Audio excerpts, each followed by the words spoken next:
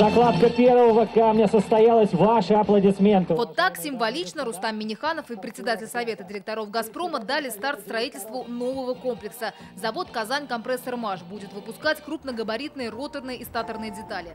Отечественное оборудование для строящихся заводов сжиженного газа сейчас как никогда востребовано на российском рынке. И самое главное – это импортозамещение. Вот санкции, они заставили нас думать, каким образом мы можем противостоять этому. Да, мы можем, это, видите, самые современные технологии.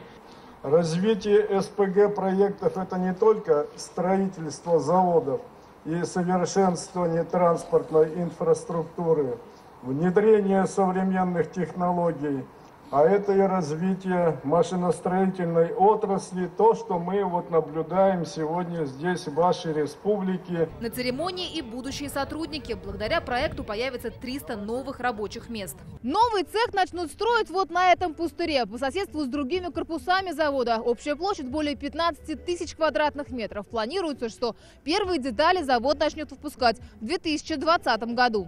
На заводе сегодня полный цикл производства. От изготовления деталей до сборки, упаковки и отправки поставщикам в страны ближнего и дальнего зарубежья. С открытием нового комплекса, уверены, здесь завод выйдет на новые рынки.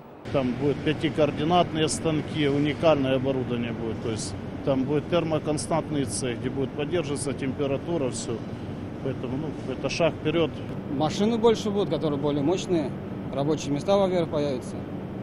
Надеюсь, зарплата увеличится. К 2035 году мировой спрос на сжиженный природный газ удвоится, говорили позже на совещании. В стране будет создана абсолютно новая отрасль СПГ с отечественными технологиями. Вопрос СПГ, который мы сегодня обсуждаем, он в корне может поменять топливный баланс и изменить экологическую ситуацию. Вообще в городах, населенных пунктах.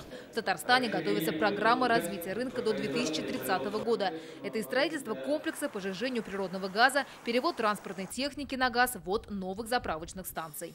Анна Городнова, Данил Филатов, ТНВ, Казань.